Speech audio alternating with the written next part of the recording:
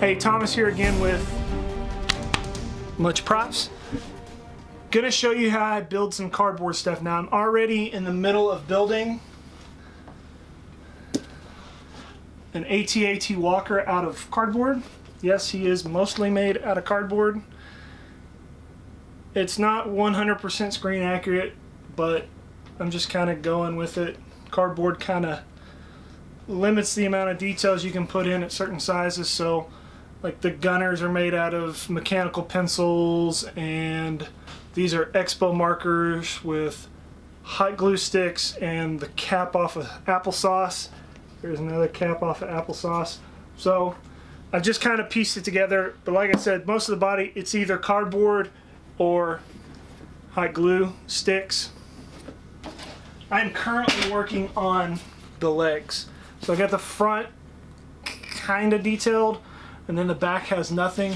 I'm just going to use references off of Google search. That's how I've been doing pretty much all of it. That's how I do most of my builds. I don't make templates or anything like that. I just kind of piece it together or freestyle it. So I'm going to be using a low temp hot glue gun, an X-Acto knife, a pair of scissors, and a pencil. And that's my basic tools for building. That's my dog barking at the moment. So follow along with me as we kind of kick it into hyperdrive and fast forward a little and build the AT-AT walker.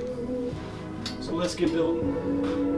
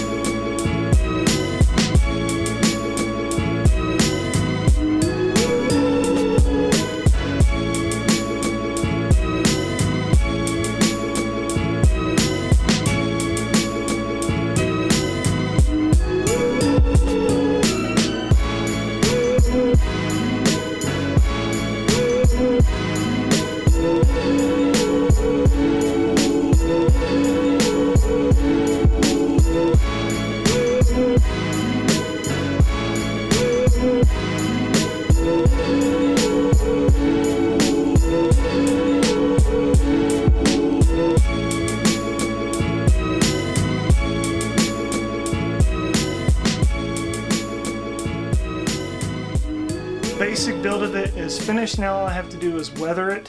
I went ahead and primed it with some Rust-Oleum Professional Primer. Number 7582 is the closest to the paint color that I could find, at least to match the screen pictures that I was looking at.